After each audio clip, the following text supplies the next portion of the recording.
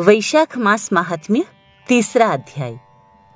नारद जी बोले, जो मनुष्य श्रेष्ठ ब्राह्मण को पलंग दान करता है, ब्राह्मण की उस पर सुख से सुलाकर ठंडी ठंडी हवा की जाए तो संपूर्ण धर्मों के साधन से उसका शरीर निरोग रहता है। इस दान से सब ताप दूर हो जाते हैं। वह मनुष्य योगियों से भी दुर्लभ पद पाता है। जो मनुष्य वैशाख में धूप के थके हुए ब्राह्मणों को सुंदर श्रमनाशक पलंग दान करता है, वह मनुष्य संसार के जन्म मरण और वृद्धावस्था के कष्ट नहीं भोगता। उस पलंग पर ब्राह्मण के शयन करने से जीवन भर के जाने अनजाने किए हुए पाप नष्ट हो जाते हैं। हे राजेंद्र, जैसे अग्नि के स्पर्श से कपूर जल जाता है, वैसे ही पलंग देने वाला मनुष्य निश्चय ही ब्रह्मपद पाता है। जो मनुष्य वैशाख मास में शय्यादान करे, वह इसी जन्म में सब सुखों को भोगता है। उसके कुल की वृद्धि होती है, कोई रोग नहीं होता। उसे बड़ी आयु, निरोगता, यश और धैर्य मिलता है। उस धर्मात्मा के कुल में 100 पीढ़ी तक कोई अधर्मी नहीं होता है।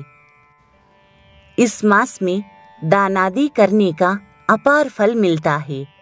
वैशाख के धर्मों को इस तरह करने वाला धर्मात्मा पुरुष सब भोगों को भोगकर अपना शरीर त्यागता है। जो वेद पाठी ब्राह्मण को तकिया दान देता है, उसके सभी पाप नष्ट हो जाते हैं और अंत में ब्रह्मपद प्राप्त होता है। बिना इसके दिए मनुष्य सुखपूर्वक नहीं सो पाता है और इसके दान करने से सबका आश्रय बनकर पृथ्वी का राज्य भोगता है। हे राजन, वह मनुष्य 7 जन्म तक सदा सुखी, भोगी, धर्मपरायण और विजयी होता है। फिर अपने 7 कुल समेत मुक्त हो जाता है।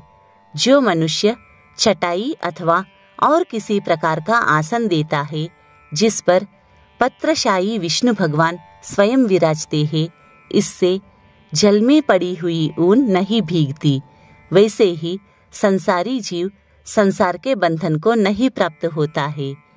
चटाई देने वाला पुरुष आसन और शैया पर आरूढ़ होकर सब तरह सुखी रहता है। जो शयन करने के लिए चटाई और कंबल दान देता है, वह मुक्त हो जाता है, इसमें संदेह नहीं है। निद्रा से परिश्रम दूर हो जाता है, वही निद्रा चटाई पर सुखपूर्वक आती है। हे राजन, जो वैशाख मास में कंबल का दान करता है, वह अकाल मृत्यु से छूटकर 100 वर्ष तक जीवित रहता है। धूप से व्याकुल ब्राह्मण को जो मनुष्य पतला वस्त्र देता है, उसकी पूर्ण आयु होती है और परलोक में परम गति मिलती है। कपूर भीतर की गर्मी को दूर करता है, अतः कपूर का दान ब्राह्मण को दे तो मोक्ष मिलता है और दुख का नाश होता है। जो ब्राह्मण को फूल और कुमकुम दान करे तो सार्वभौम राजा होता है। सब प्राणी उसकी आज्ञा में रहते हैं और पुत्र तथा पौत्रों युक्त होकर सब भोगों को भोगकर मोक्ष पाता है। त्वचा और हड्डी के संताप को चंदन तत्काल दूर कर देता है, अतः जो चंदन दान करता है, वह तीनों पापों से दूर होकर मोक्ष को प्राप्त होता है। जो जल में भीगी हुई खस, चंपा या कुशा दान करता है, हे राजन, वह प्राणी सब प्रकार के सुख भोगता है। सब देवता उसकी सहायता करते हैं, उसके सब पाप और दुख दूर हो जाते हैं और अंत में मोक्ष पाता है। जो वैशाख में गोरोचन और कस्तूरी दान करता है, वह तीनों ताप से छूटकर मोक्षपद पाता है। जो मेष की संक्रांति में तांबूल और कपूर दान करता है, वह पृथ्वी में सारे सुख भोगकर निर्वाण पद प्राप्त करता है। जो मनुष्य सेवती और जूही दान करता है, वह सार्वभौम राजा होकर अंत में मोक्षपद पाता है। जो वैशाख में केतकी और मल्लिका दान करता है वह माधव भगवान की आज्ञा से मोक्षपद पाता है। हे राजन, जो मनुष्य ब्राह्मण को सुपारी और अन्य सुगंधित द्रव्यों का दान देता है और जो नारियल दान करता है उसके पुण्य के फल चित्त लगाकर सुनो। वह 7 जन्म तक ब्राह्मणों के घर जन्म लेता है और धनवान तथा वेद पाठी होता है। फिर वह 7 कुल समेत विष्णु लोक को जाता है। हे राजन, जो प्राणी विश्राम मंडप बनाकर ब्राह्मण को देता है उसके पुण्य के फल कहने को मेरा सामर्थ्य नहीं है। जो मनुष्य छाया मंडप बनाकर भीतर बालू बिछाकर उसमें प्याऊ लगा देता है वह स्वर्ग लोक का स्वामी होता है। जो मनुष्य मार्ग में बाग, तड़ाग, कुआं, झोपड़ी बनवाता है वह बड़ा धर्मात्मा है। उसको पुत्रों से और क्या। जो मनुष्य कुआं, तालाब, मंडप और प्याऊ लगवाता है तथा सद्धर्म का करना यही उसका पुत्र है। संतान 7 प्रकार की है। इन 7 में से जो एक भी नहीं करता वह मनुष्य स्वर्ग को नहीं जाता।